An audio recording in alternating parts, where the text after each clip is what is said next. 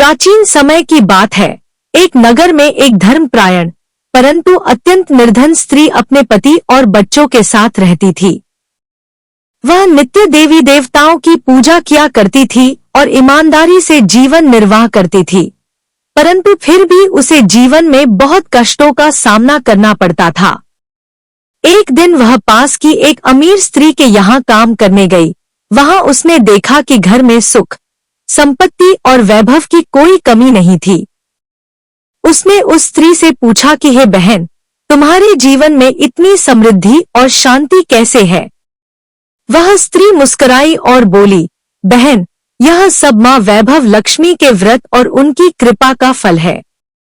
उस अमीर स्त्री ने उसे वैभव लक्ष्मी व्रत की विधि और कथा बताई। उसने बताया कि यह व्रत शुक्रवार के दिन किया जाता है और इसमें मां लक्ष्मी की सच्चे मन से पूजा करने पर वह अपने भक्तों पर कृपा करती है।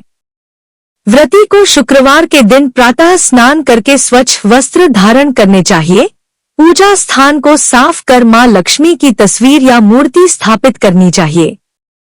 फिर लाल वस्त्र पहनाकर उन्हें चावल, नारियल, फल, मिठाई, रोली, हल्दी, फूल आदि अर्पित किए जाते हैं और श्री हरि क्ली महालक्ष्मी नमः मंत्र का जाप करते हुए उन्हें प्रसन्न किया जाता है।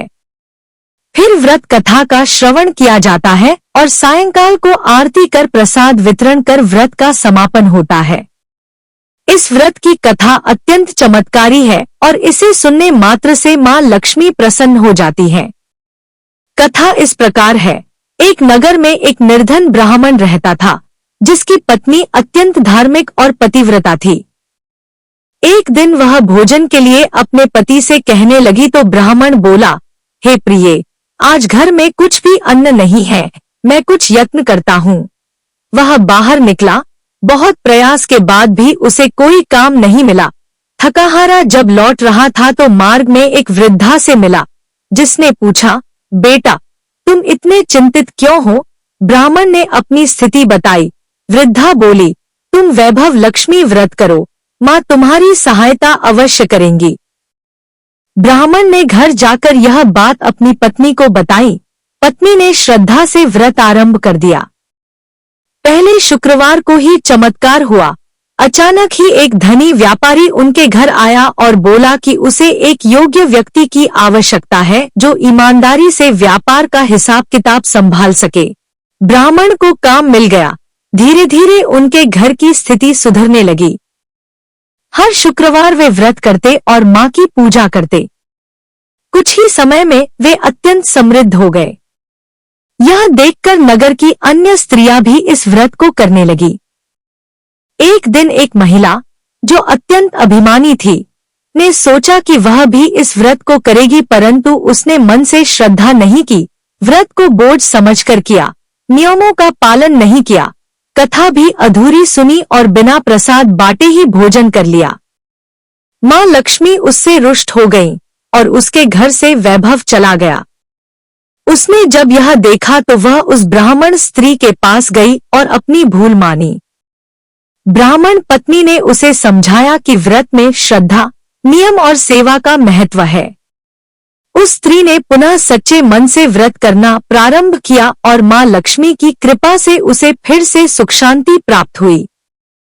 एक और कथा के अनुसार एक नगर में एक राजा राज करता था, जो अत्यंत न्यायप्रिय था, परंतु अचानक ही उसके राज्य में दुर्भिक्ष पड़ा, अन्न का अभाव हुआ और प्रजा दुखी हो गई। राजा ने कई यज्ञ कराए परंतु कोई लाभ नहीं हुआ। एक दिन एक साधु दरबार में आया और बोला, हे राजन, यदि आप और रानी मां वैभव लक्ष्मी का व्रत करें और समस्त प्रजा को भी इसके लिए प्रेरित करें तो अवश्य ही राज्य में समृद्धि लौटेगी। राजा और रानी ने विधिपूर्वक व्रत किया, मां की कथा सुनी और श्रद्धा से पूजा की। कुछ ही दिनों में वर्षा हुई, खेतों में फसल लहलहाई और राज्य में पुनः सुख शांति लौट आई। प्रजा ने मां लक्ष्मी का गुणगान किया और तब से यह व्रत पूरे राज्य में किया जाने लगा। इस प्रकार वैभव लक्ष्मी व्रत न केवल व्यक्तिगत जीवन को समृद्ध करता है, बल्कि पूरे समाज और राष्ट्र की उन्नति का मार्ग बन सकता है।